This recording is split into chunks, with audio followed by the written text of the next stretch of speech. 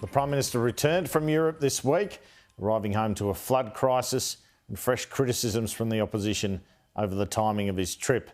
Among the travelling media in Madrid and Paris was Andrea Crothers. She sat down with Anthony Albanese earlier today. Prime Minister, thanks for joining me. Good to be on the program. Back home, straight into a flood disaster. You were on the ground in Sydney yesterday and confronted by a frustrated resident. How did that feel? Oh, people are frustrated.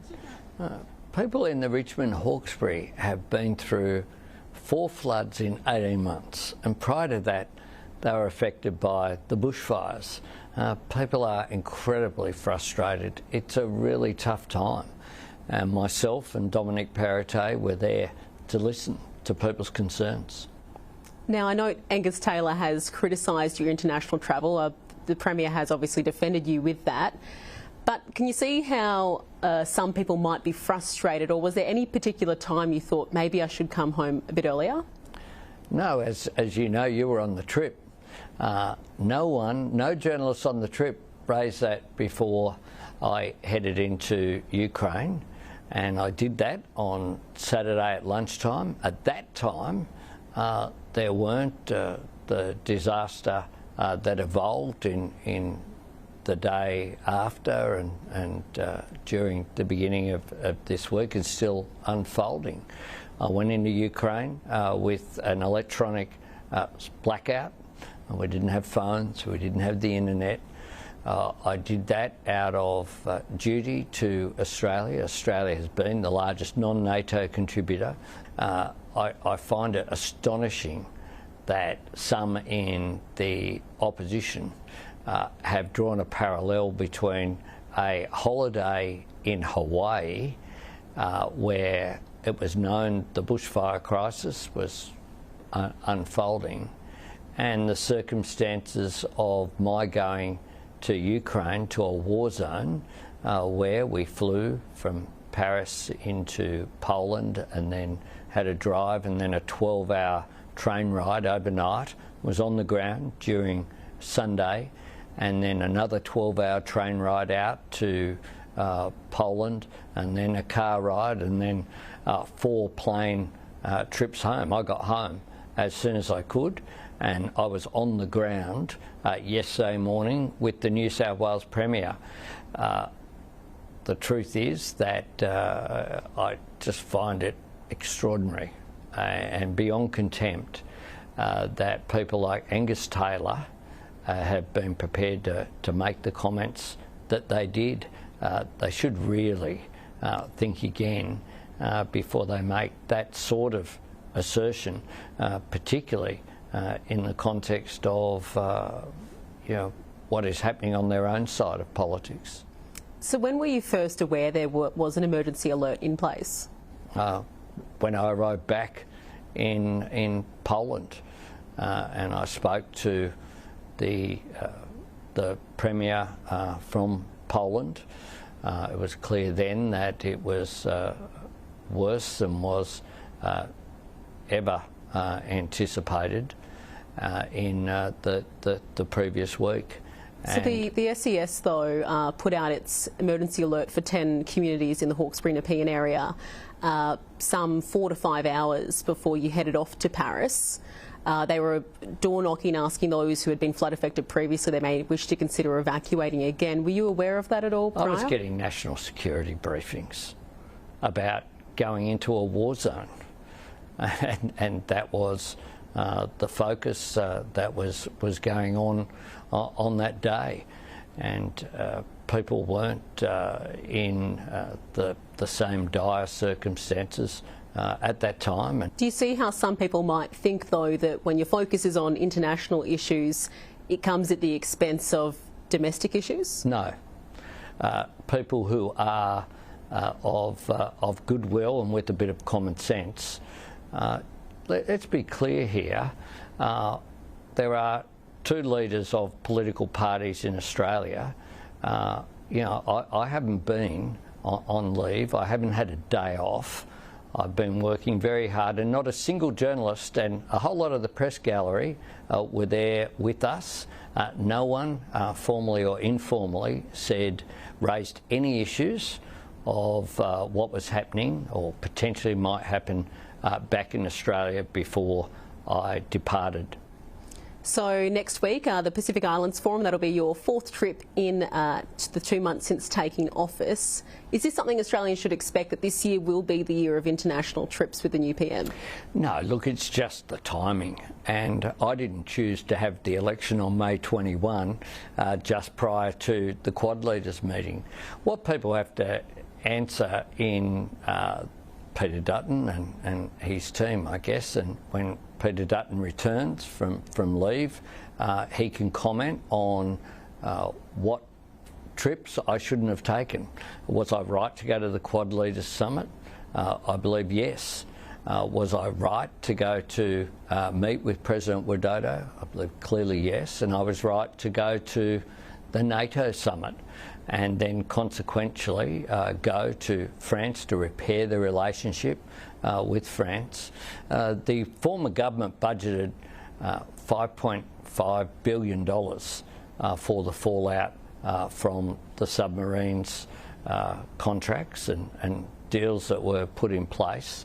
My government came out of that process with $2.1 billion less expenditure than was budgeted for by the former government, and has begun to repair the relationship with France.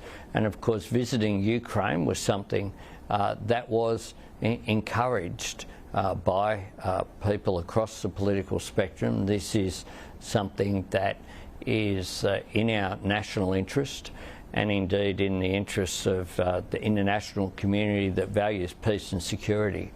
And the Pacific Island Forum, we saw what happened earlier this year when the former government dropped the ball. And we are in a period of strategic competition. It's important that we engage with our Pacific Island neighbours. On your recent trip, talk about being catapulted into a gathering of world leaders. Was there anyone you were most looking forward to seeing in the flesh? Well, I was looking forward to a range of the leaders who I had the opportunity to meet. Anyone surprise you? Oh, they were all pretty engaging. Prime Minister Sanchez, our host in Spain, I'm told he left a few people gushing. Was very warm. He has very similar political outlook. He has a real vision for Spain in terms of new industries and the opportunity that comes from embracing renewables. We have important relations with Spain. It's the first bilateral meeting that we've had. Spanish companies have a big presence in infrastructure and transport and energy here in Australia. In France, the opportunity to talk to the OECD was important, and we met with MEDEF, the peak body of French businesses as well, about investment in Australia and about increasing those economic relationships. Importantly as well, we've put the trade agreement with Europe back on track. It had stalled. There are two things we needed to do. One is we needed to repair the relationship with France, but also we needed to join the world effort on climate change. And so I had meetings with the leaders of not just Spain and France, but the Netherlands, Denmark, Sweden, Norway, Germany, Italy, the United Kingdom, Canada, as well as having another meeting with President Biden. These are all very important relationships. On Ukraine, you've said that Australia is with them for the long haul. What exactly does that mean? Should the President be expecting that aid from Australia will continue to flow until the war ends? Well, we'll deliver on the commitments that we've made. The former government made with bipartisan support a range of commitments, some of which hasn't been delivered yet. It takes time to get bushmasters from Australia into Ukraine, but they're important for Ukraine's defence, and I'm confident that the commitments that we made will also enjoy bipartisan support. You have to think through what are the consequences for the rules-based order around the world, for the UN Charter, for the sovereign nations to be able to exist free of the brutal activity that we've seen from Russia, if Ukraine doesn't prevail in the current conflict, if Russia doesn't withdraw from its brutal invasion, the consequences are dire if that does not occur. So the world has to be determined to see this through. So with all that in mind then, should Ukraine be expecting that Australia will meet its request for a steady flow of aid? Well, Australia's made the commitments. We'll consider future commitments down the track, but we've made our commitments already. Most of those commitments were made by the former government, to their credit, and we supported them. If Vladimir Putin attends the G20 summit in person, how will you treat him? With the contempt that he deserves. I think that if he does attend the G20 summit, which I doubt whether he will, is my view, then the world needs to send a very clear message about how we regard him and his behaviour towards undermining the rules-based order, undermining the UN Charter, being responsible for the war crimes that are being committed in Ukraine. So what does that look like? Well, let's not preempt it. What it will be is I will be acting in partnership with our allies. I've had discussions at the NATO summit with them about what that would look like, and we'll take appropriate measures at that time. So are you polite, do you snub, or do you confront him? Well, it certainly won't be polite. Will you shirt front him? Look, that's... In the words of another former Prime Minister? Well, I'm this Prime Minister, not a former one, and that didn't result in much, frankly. And that's one of the things that I want my Prime Ministership to represent as well, is less rhetoric and more action. And This is a man, though, who has murdered thousands of people. Yes, indeed. We showed action by my visit to Ukraine and my meeting with President Zelensky, and I certainly will not be... You won't be breaking bread with him, though? No, not at all. And I will act in partnership with other G20 leaders. One of the things I've said to President Widodo as well, when I accepted his invitation and said I would attend, is that I'd work with him to make sure that the G20 was a success.